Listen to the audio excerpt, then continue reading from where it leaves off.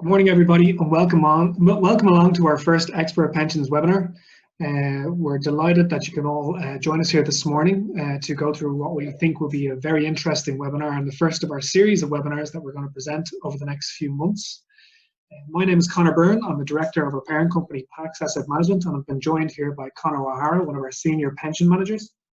Conor, how are you? Good, thanks, Conor. Yeah. We're delighted with the uptake on our first webinar. We've had a great traction from the people who have received the invite to join Expert Pensions.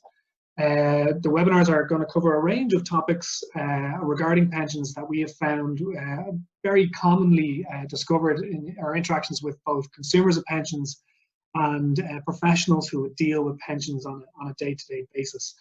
The topics are going to, as I said, cover a wide range from, such as today we're going to talk about the state pension in particular, and then forthcoming topics we're going to be looking at more niche sort of aspects of pensions, such as maybe assessing pensions in the fair deal scheme, and other aspects, maybe pension life cover as a different one of the tax efficiencies of pensions. So lots to get through, so we might as well crack on with it here today.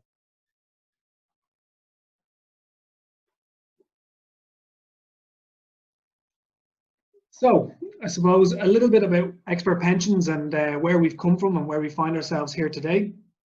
So Expert Pensions, as I said earlier, was born out of our parent company, PAX Asset Management. It was really created based on frustrations with the pensions market and consumers' understanding of pensions. We found that, you know, there's such a dramatically understood financial product that we thought it was important for us to be able to get out there with a clear, concise message as to how important pensions are. We think it should be front and center as part of people's financial planning priorities.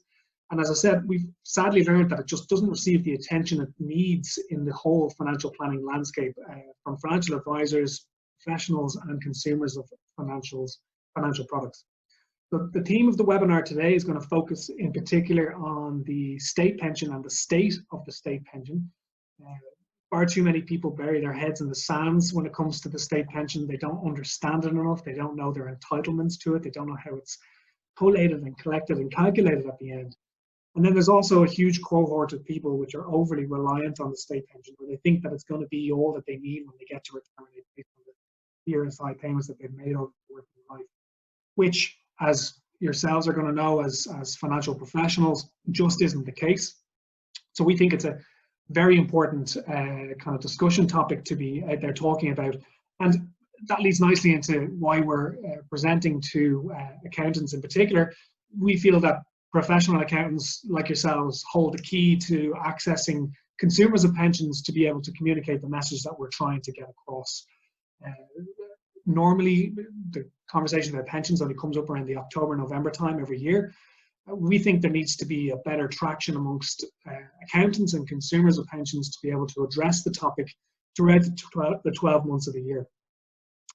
We also think there's a great scope here to be able to collaborate with accountants more so that you guys can understand the pension legislation landscape, trends in pensions. There's lots happening at the moment in terms of an onus on accountants to be able to keep up their different aspects of the legislation that's involved in it. And then we can also look at, maybe we've discussed with the professional bodies about the possibility of using the content that we have in the webinars here for your annual CPD requirement. Lastly, it's a great chance for us to be able to demo one of the tools that we use in Expert Pensions, which is CashCalc, which is our cash flow modeling tool. We think this is a game changer in the industry to be able to demonstrate to people where they're going with their pensions, what they need to do to change one or two aspects on the pensions, and how, you know, it doesn't matter how big or how small a change or how young or how old you are, there's always scope to make serious dramatic changes to your financial planning to be able to have the sort of retirement that you feel you want or deserve or should deserve based on your working life. Okay, so as I said, the topic of today is going to be the state of the state pension itself. So Conor, you might talk us through some of the aspects of where we're going to go with this. Yeah, thanks, Conor. So some of the key things that we want you to take away from today's webinar include understanding more about the state of the state pension, what it is, how it works, what's been going on lately with regard to the political football kicking of the state pension, its changes and problems. We show you real-life working examples of the gap in consumers' retirement plans due to these changes, and we'll also show how expert pensions can help you fill those gaps. This should not be news to you, but there is a serious pension problem in Ireland. I can't stress enough the need to have some form of private pension provision. Without private provision, you will be reliant on the state benefit only, which, as I will illustrate, is inadequate and in a worsening condition. The state pension is funded from our tax that we all pay. However, the demographic of Ireland has changed and will change drastically over the coming years. Put simply, there won't be enough people paying tax to fund the pensions payable to the people in retirement. During the course of this morning's webinar, we'll outline some of the proposed changes to the state pension, illustrate what impact this will have, and also outline some solutions for you and your clients. The state pension, what is it? It's a pension paid to by the Government of Ireland, the amount of which is determined by your personal circumstances and PRSI contribution history. There are two versions of the state pension, both of which are currently payable from the age of 66. The non-contributory state pension, which is a means-tested pension, is available to individuals who have not made any meaningful contribution through the PRSI system. The contributory state pension, which I'm going to focus on, is currently €248 per week, or €12,911 per annum. With an adult dependent, age 66 and over, this increases to €470 per week, or €24,400 per annum.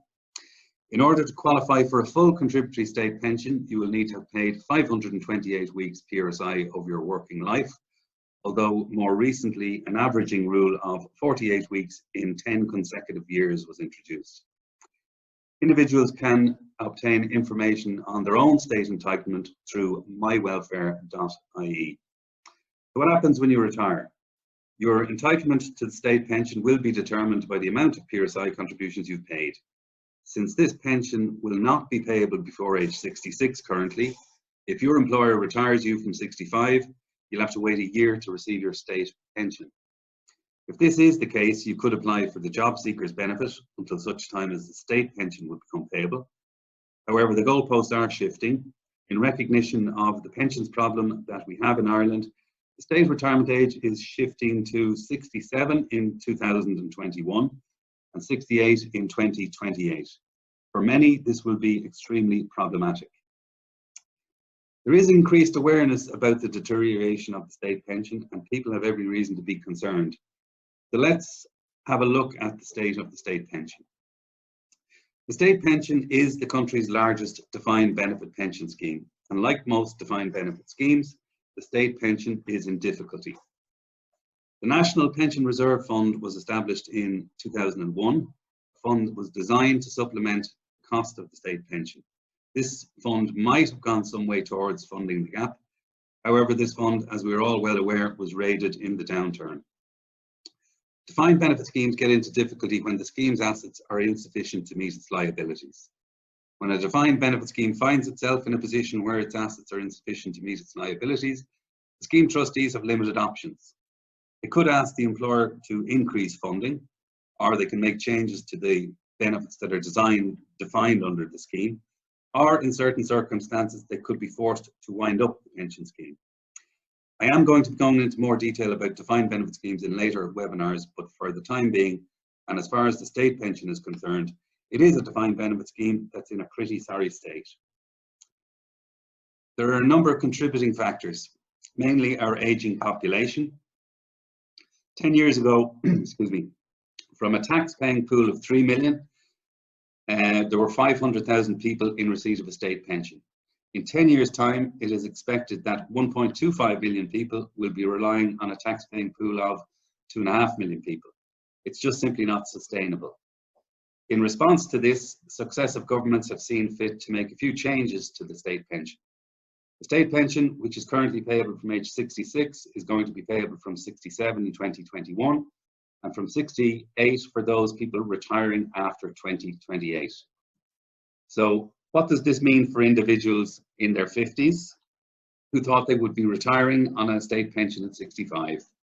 For those individuals who are 56 and younger, approximately 40,000 will be required to bridge the gap while waiting to receive the state pension at 68 if you were to retire at 65. What are your options? You could continue working, Or if you've at least 160,000 in a pension fund, you could mature that pension fund and live off your tax-free cash for the next number of years. Or the other option is you fund the gap. What's the cost of funding the gap? Well, a 55-year-old would need to set aside an additional 3,500 per annum. 50-year-old would need to set aside an additional 2,500, or 45-year-old would need to set aside approximately 1,900 per annum. You could double those numbers for individuals who would be claiming for an adult dependent also. We all know how tax efficient pension plans can be, so apart from just funding the gap in the state pension, let's look at a few examples of how you and your clients can really maximise their income into retirement. At this point, I'm going to pass you over to Conor again, who's going to take you through some case studies using our cash flow modelling software, CashCalc. Great, thanks a million, Conor. Yeah, so what we created here for you on the next slide, these are the summaries of the three working examples that we're going to show you guys today on how people that would, I suppose, be considered a little bit older in their working lives, they would see themselves as not having that much longer to go until they hit retirement, still have a lot of scope for them to be able to fund towards the retirement that they deserve when they get to that age. There's a few common themes across the board here, despite there being different styles of income earners.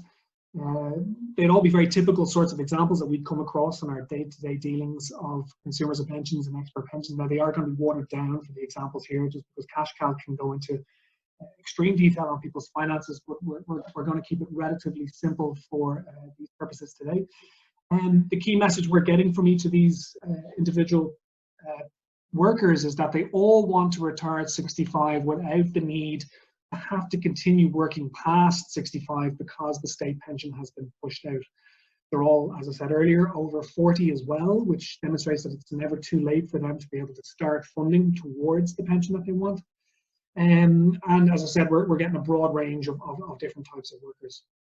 So we're going to have the self-employed contractor who would have had a previous life working in the construction sector, and he's now working for himself. He's age 56 and he wants to retire at 65.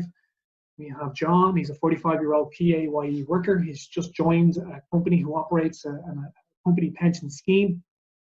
And he's never contributed to a pension before. There's AVCs on the cards here, but he doesn't really understand the concept of AVCs and wants to know if he is going to be putting in AVCs, where he's ultimately going to get to when he gets to age 65. And again, he wants to stop at 65. He doesn't want to have to keep working to age 67 or 68. And then the last one would be a very common sort of example that we would have presented to us from our current accountancy firm partners.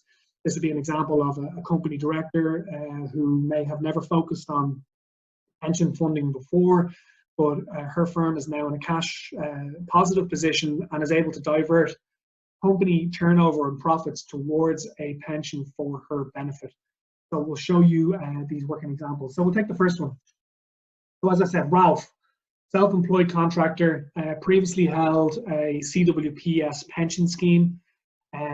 He is definitely not interested in working past the age of 65. He has scope, so we've done a cash flow assessment of this individual and we can see what he's earning and what he's spending on a monthly basis, and he does definitely have enough monthly money to be able to divert funds towards pension.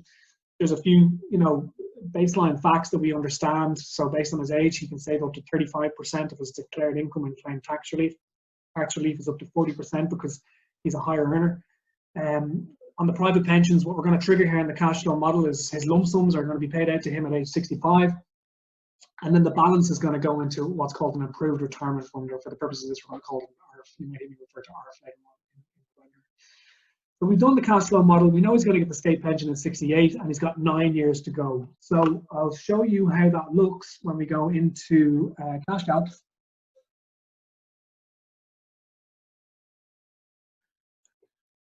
So if I search for Ralph in this,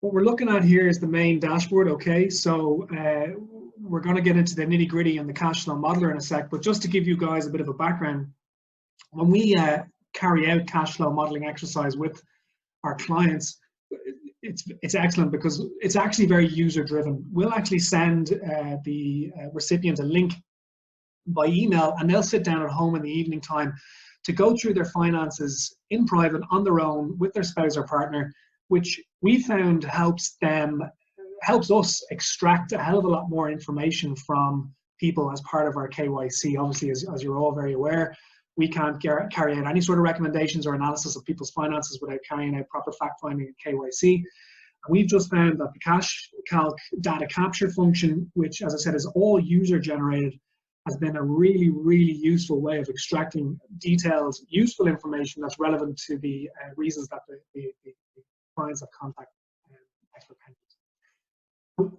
I'll go into the cash flow modeler and I'll show you what we're looking at here. So in every scenario, or in every client's case, we create different scenarios, and we can create dozens of different scenarios based on what they want to achieve or items that we've identified as professional advisors that they need to address.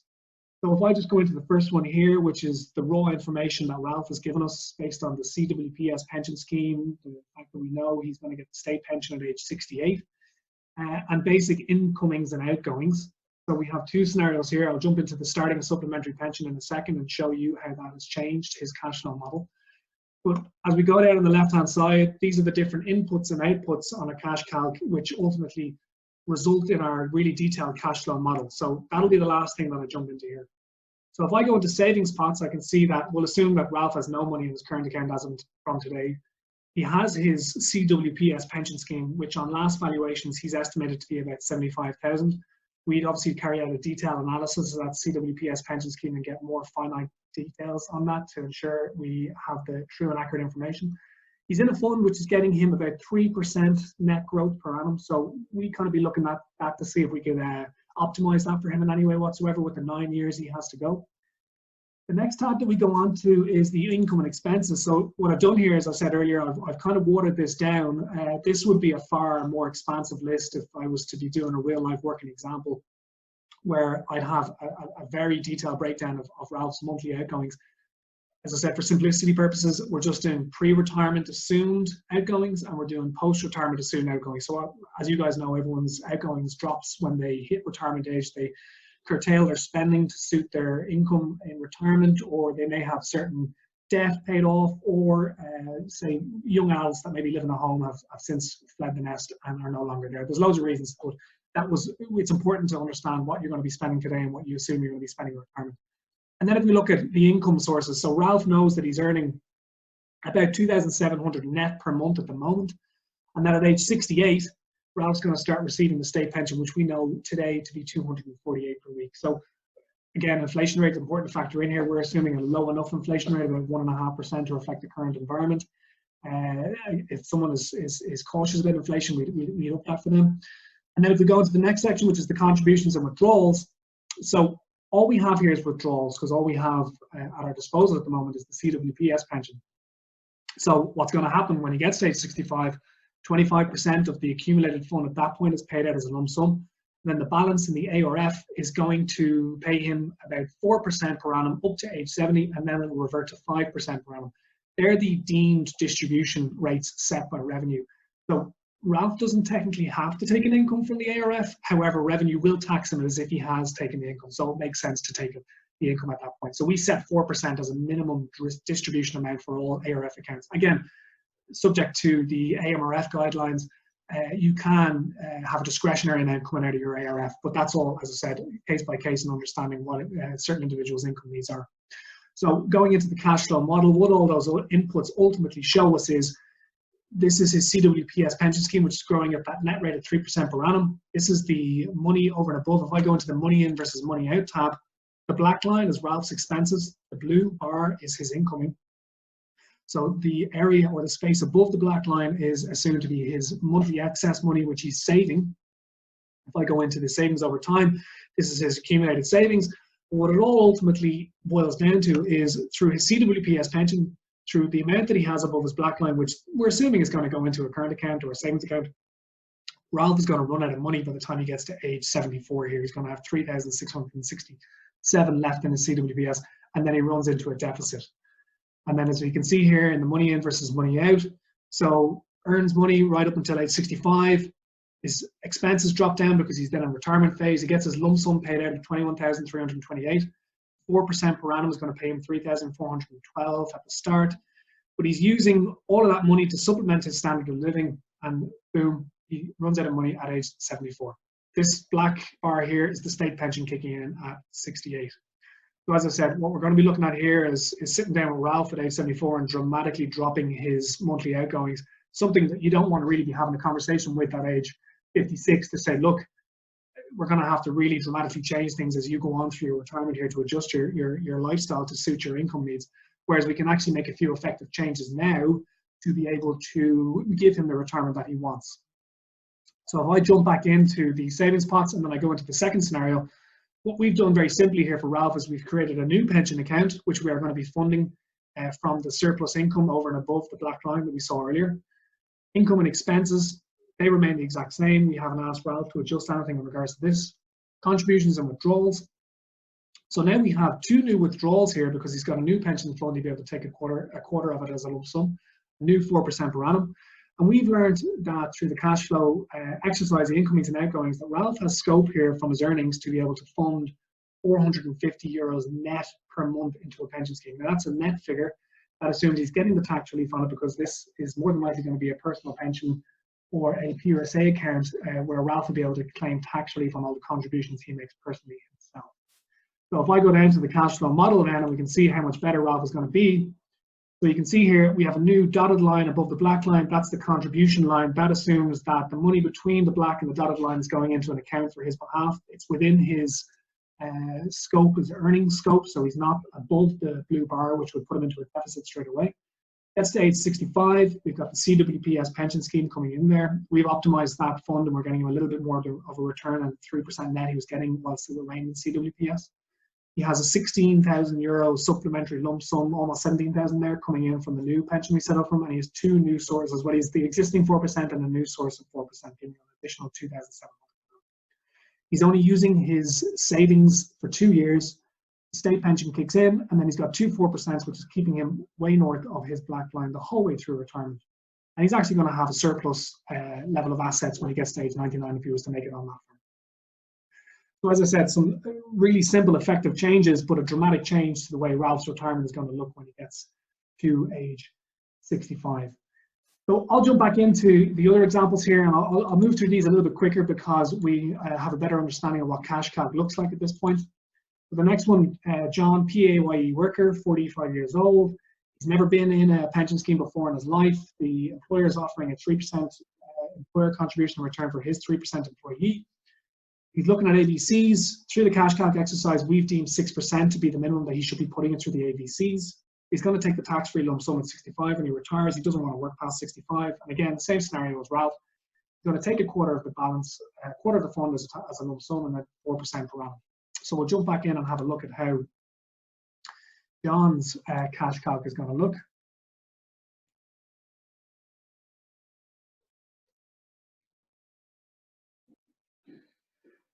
So similar sort of dashboard at the start. I can go straight into the cash flow modeler here. Two scenarios, life without a pension and life by joining the new scheme. I'll jump into the no pension scenario first, and we can work out exactly when he's going to run out of money. So savings pots, there's no pension schemes in place. Income and expenses, there's his pre-retirement, post-retirement assumptions, known incomes, state pension kicking in. Contributions, there's no contributions happening at the moment. And the cash flow model looks very bleak. So as you can see here, the black line for John shows that he's spending 18,000 a year, but he's earning a net income of 21,000. So there's about 3,000 per annum there, which he has to work with, that he can convert to something for his benefit. He's going to be running out or utilizing the money that he saves into a current account or a savings account, which he accumulates over time, but he's going to run out of that when he gets to age 71. And you can see here, this is him utilizing his savings in order to bring him up to that black line. However, we can just go into savings pots in the new scenario we've created for him.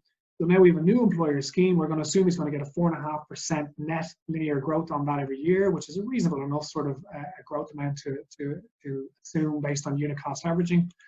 Income and expenses, these have remained the exact same. We're not in the business of trying to dramatically shift people's lifestyles for their finances to suit it. Contributions and withdrawals. So what we have here is he's got his employer 3%, his employee 3%, and his 6% ABC.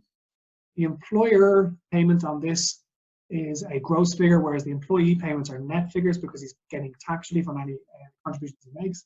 And ultimately, the cash flow model looks a lot healthier. He's only got 2 years of using his accumulated assets to supplement his standard of living. He's got a significant lump sum coming in there at age 65 to 30,000. And there's his 4% per annum from his ARF account, keeping him above that black line way up until age 94. So he's actually got personal assets at age 99 of 121,000.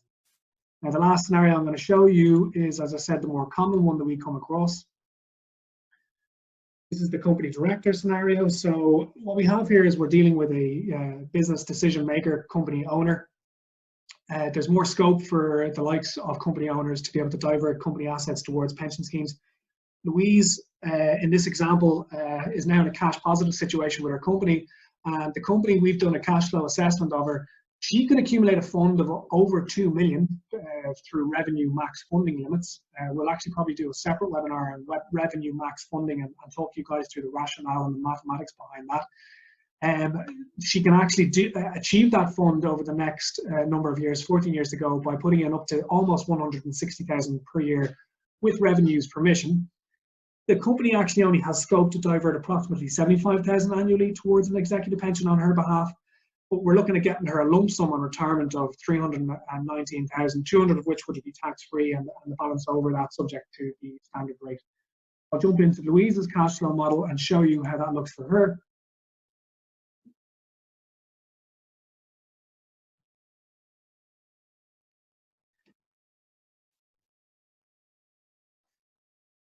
So again, same sort of dashboard here, guys. In a simplest form, 2 scenarios: company director, no pension, starting at executive pension. So in this example, we've been told specifically that the customer does not want to divert or liquidate any personal assets that they have. Louise may have property. She exclusively wants to make sure that she gets company money into a pension on her behalf. Now, of course, when it comes to liquidating the company itself, there could be retirement relief or entrepreneur's relief added into the whole scenario here, but a hybrid scenario where you're effectively using those reliefs plus executive pension planning is the ideal scenario that we've come across. So it's important to work with ourselves and the likes of yourselves to be able to maximize how people can get money out of the company on their behalf. So savings pots, I'll jump, obviously no pension in existence here, contributions and withdrawals, income and expenses. Louise has told us that she doesn't want to adapt her spending in retirement, reduce it down. She's going to maintain her monthly outgoings at 4,000 per month. And the cash flow model, we can see based on what we know, she's going to run out of money at age 68. So pretty bleak. She's not even going to get to the state pension age before she needs to dramatically change things here. So starting in executive pension, how much better that looks for Louise. So this blue bar is the new executive pension that's going to receive that 75,000 per annum. The money in versus money out. There's no contribution line here because this is exclusively a company payment from Louise's company to a pension on her behalf, which is more than entitled to do within revenue guidelines. A lump sum paid out of 319,000 at age 65. And you can see through using that lump sum and personal assets over and above her expense line, she's able to maintain that black line the whole way through her retirement without changing anything whatsoever. So a really positive sort of outcome for that particular client. So we'll kick on because I know we're pressed for time here. Connor, you might talk us through very quickly just some of the different types of pension accounts that are out there at the moment for people. Yeah, thanks for that. Yeah. Recognising the need to make private provision and doing something about it will not necessarily solve the problem unless you're doing it in the right way. Competitively priced plans and appropriate investment strategies should also be considered. Typically, these would be the type of plans that individuals or groups would use when making provision for a pension. Obviously, those in self-employment could fund their pension through a PRSI or a personal pension plan, also referred to as a retirement annuity contract. People in employment or business owners or directors of companies typically use occupational pension schemes. Those notably for business owners would be a one-man company pension scheme or a one-person pension scheme, referred to generally as executive pensions. Whatever type of pension plan you have for yourself, one of the most important things to get right is the pricing of your plan. The ultimate benefit that you'll receive from the plan will be determined by how much you're paying in, your term to retirement, and the charges that are levied on your plan. Also, how you choose to invest the assets of your plan. But in relation to the charges that you need to be aware of, you need to know at what rate your monies are being allocated. How much of the money that you're paying into your pension is actually going towards your investment. The annual management charge is applicable to your pension fund. How much you're being charged to manage the assets or administer your pension plan. Is your plan subject to policy fees or surrender penalties? The pensions industry is continuously evolving for the benefit of the consumer, and modern pension plans are more highly or competitively priced than older pension plans. Time and time again, when I'm reviewing existing plans for people, I come across outdated plans, and it's so important that you have your pension reviewed regularly. There's no one-fit-all strategy when it comes to the investment of your pension plan assets. It's vitally important that you seek advice when it comes to investing. Everybody's attitude to risk and expectation of return differs. We place quite a bit of emphasis when it comes to devising investment strategies for our clients at Expert Pensions, which again is not something you do from outset and never revisit. The investment of your pension assets is something that should be constantly reviewed. Investment itself is such a varied topic that I think Conor will revisit again at future webinars also. Yeah, absolutely. I think there's a couple of topics that we've touched on here today which might warrant their own individual webinar at some stage going forward. So yeah, absolutely. Thanks, Conor. So look, we're coming towards the end of the webinar now, guys. There's a couple of key learning points that I think we'd love you guys to take away from the session. Obviously understand who Expert Pensions are. We'd love you guys to reach out to us to understand a little bit more about what we're doing, the messages we're trying to communicate. We've partnered with a few accountants so far to date, and we found it really successful for them to understand what's going on. We'd love you guys to spot the gaps in people's and your clients' retirement funding, whether it be yourselves actually or your clients that you're dealing with. No one is kind of untouchable from the problems that are happening with the state pension at the moment. We really feel the state pension is a lifeboat, not a luxury yacht. It needs to be seen that way. But a couple of small but impactful changes in someone's finances can really have a good impact going forward. And as we said, the key message with our examples there, that it's never really too late to start a pension, regardless of your age profile, your income status, or what you're doing with your finances. It's just important to sit down with a professional advisor and understand exactly what's going on. So a couple of calls to action on this. Keep an eye out for our next few webinars. As I said, we're looking at touching on the Fair Deal Scheme and pensions in the next follow-up session. Get in touch with us to have a more detailed look at our cash flow modelling tool, CashCalc. That would be great, I think, to show you guys what exactly the power of that tool and how it can be used. If you think you have any clients that could do with a chat with Expert Pensions now in the short term, please get in touch with us by the contact details I'm going to show you on the last slide. And we'd be happy to either discuss or meet and talk to your clients or yourselves about what we can do. And get in touch with us as well to find out about our accountants referral program.